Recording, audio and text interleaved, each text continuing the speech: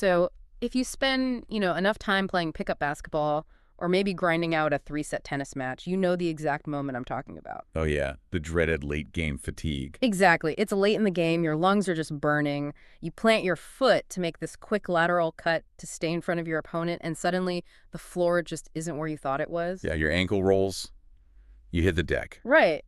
And as you're sitting there untying your shoe, you chalk it up to bad luck, right? Like a freak accident or just a clumsy step at the worst possible second. Well, we all have that tendency, to view sports injuries as these totally random, chaotic events. Like, it's just a structural failure that happens when the joint is in the wrong place at the wrong time. Right, but what if the joint didn't just randomly end up in the wrong place? What if there is this highly specific, totally predictable neurological blind spot that happens in your body just moments before that ankle roll? That is the big question. And today, that's our mission on this deep dive.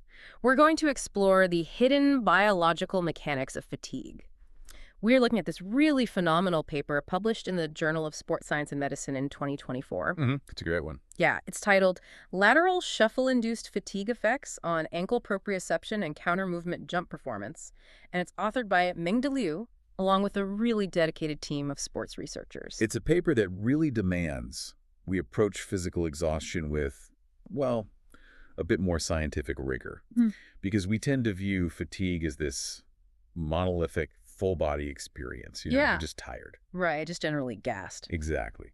But this research forces us to examine how exhaustion uniquely degrades two entirely separate physiological systems. So first, you have your gross muscular output. That's the raw, efferent power that lets your legs propel you off the ground. The big muscles, basically. Right.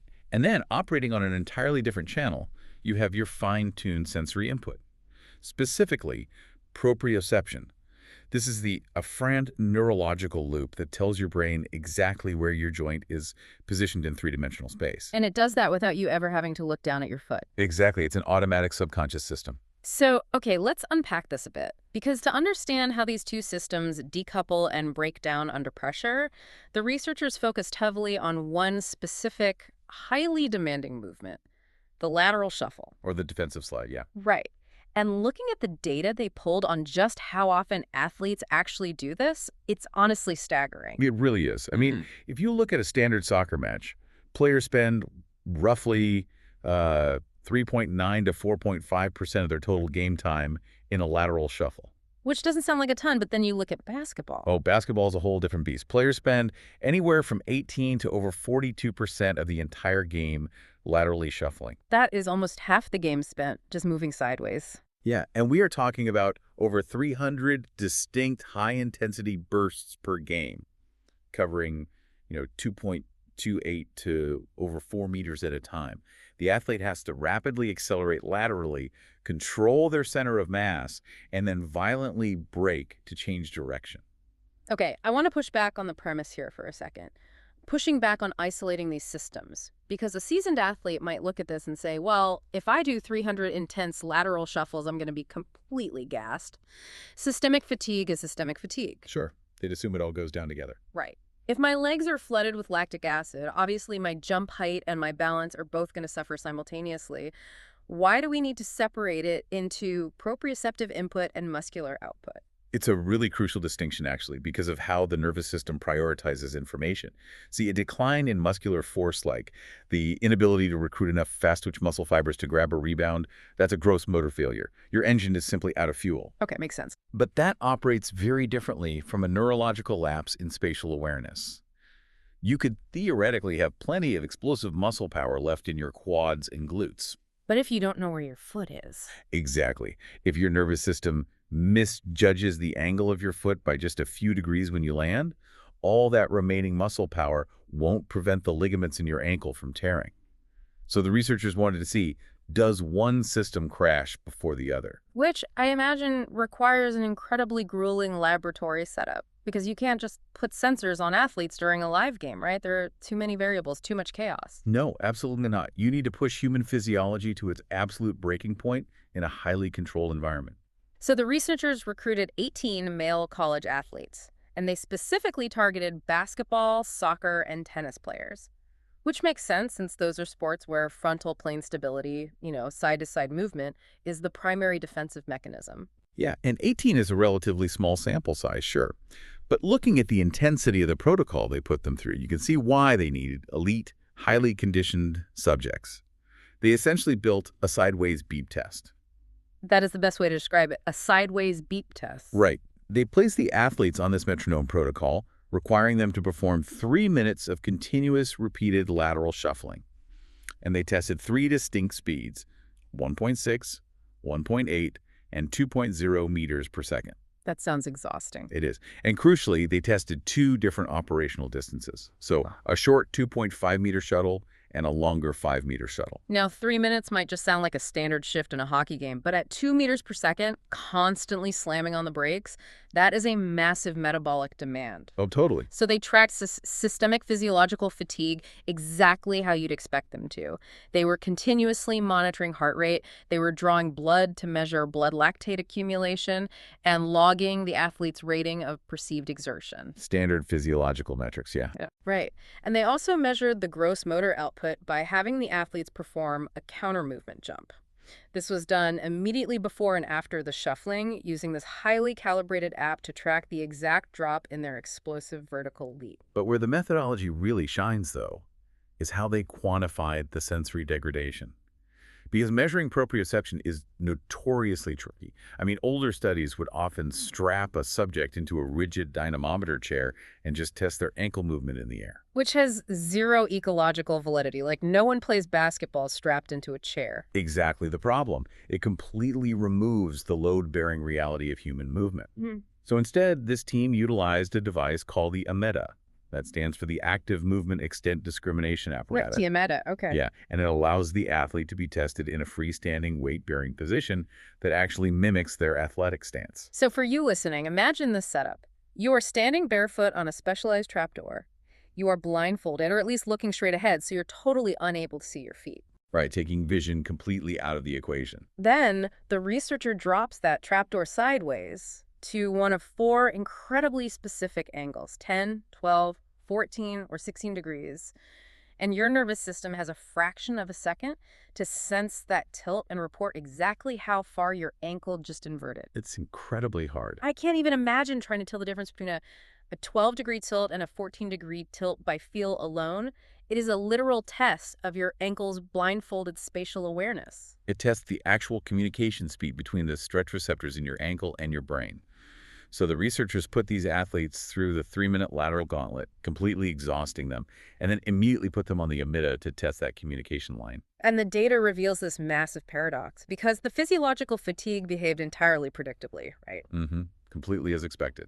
As the shuffle speed increased, blood lactate spiked, heart rates maxed out, and perceived exertion just hit the ceiling. And the jump performance, the gross motor output, dropped in perfect lockstep with that systemic exhaustion.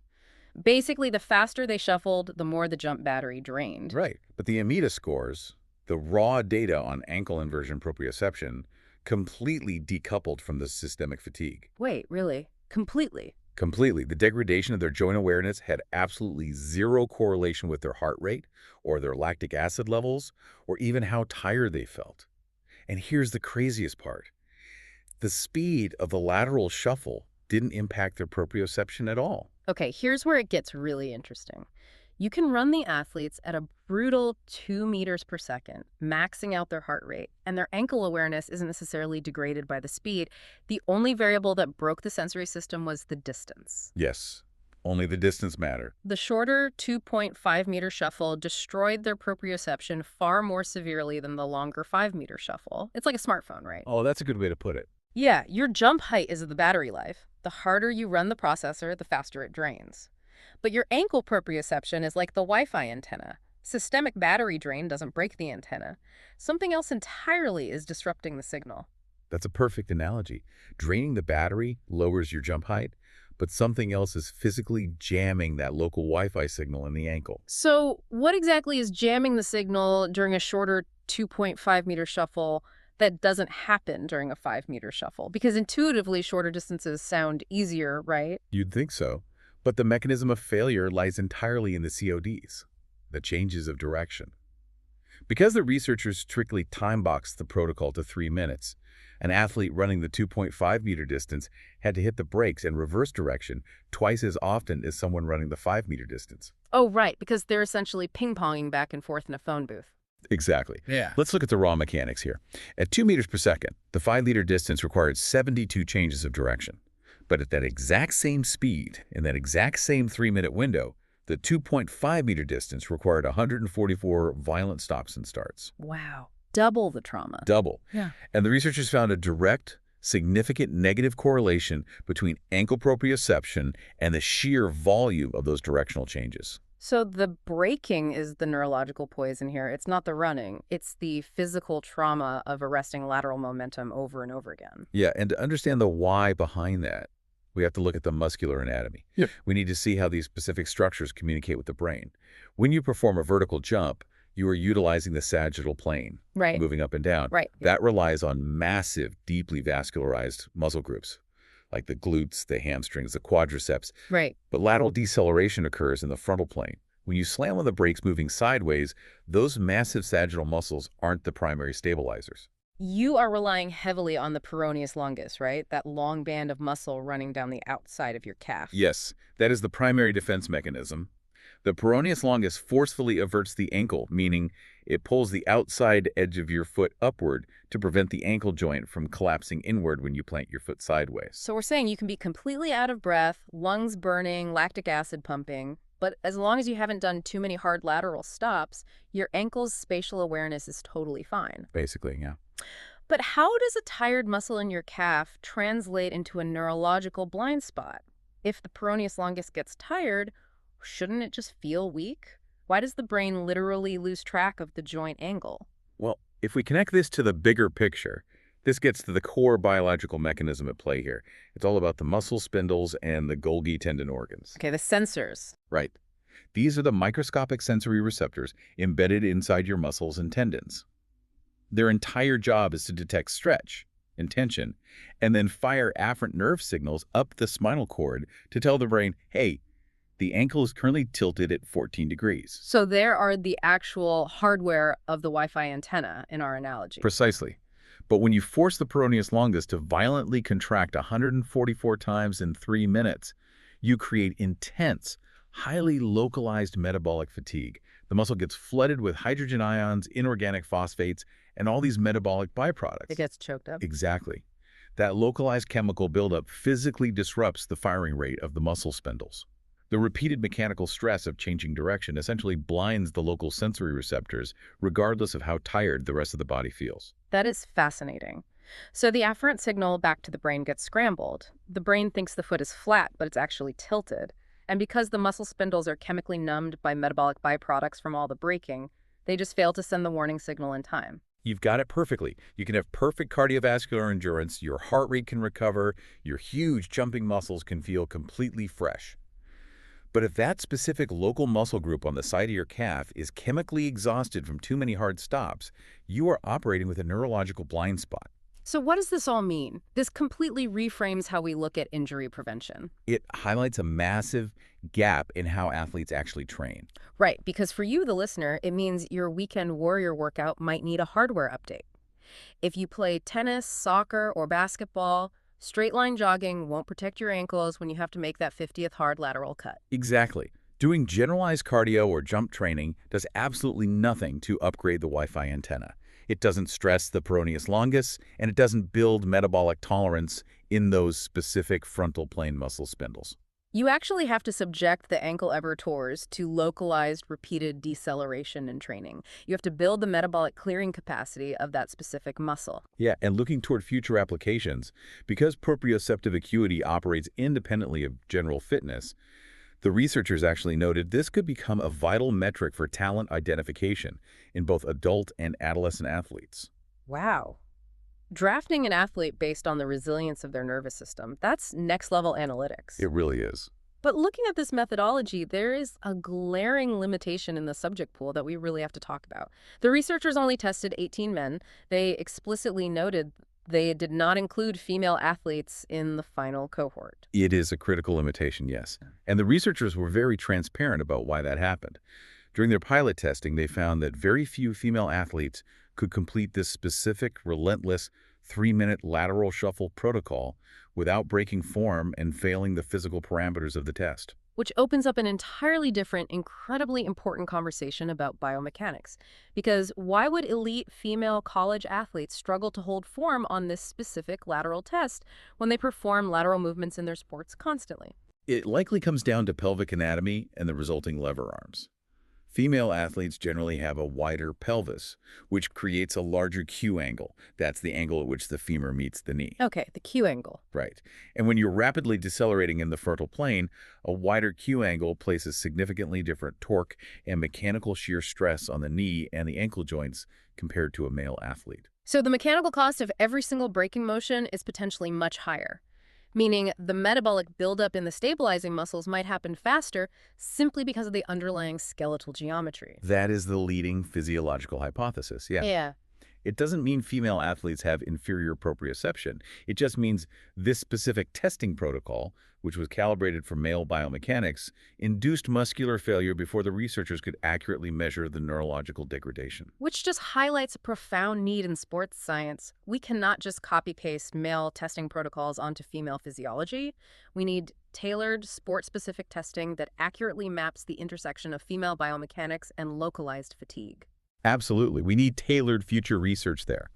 But overall, it just proves how much depth there is to uncover once we stop looking at fatigue as a single global issue. It's so true. I'd leave you with this final concept to mull over. Think about the term sports injury the next time you watch a game. We are so conditioned to picture a structural collapse like too much physical weight snapping a bone or tearing a ligament. Right, mechanical failure. But what if the most devastating late-game injuries aren't mechanical failures of the joint at all? What if they are simply temporary blind spots in the nervous system? Literally a millisecond where the local chemistry scrambles the signal and your brain simply forgets where your foot is. It changes how you view every stumble, every trip, and every late-game ankle sprain. It's not bad luck, it's a biological signal failure. For anyone listening with that scientific curiosity who wants to dive deeper into this fascinating methodology or look at the actual charts mapping out the Ameda device results, you need to read the full study. Highly recommend it. Again, that is Lateral Shuffle-Induced Fatigue Effects on Ankle Proprioception and Countermovement Jump Performance by Liu and colleagues, published in the Journal of Sports Science and Medicine. It is beautifully researched and fundamentally changes how you understand your own body's limits. It's essential reading for sure. Make sure you follow the channel and turn on notifications so you never miss another deep dive into the science that moves you. We'll see you next time.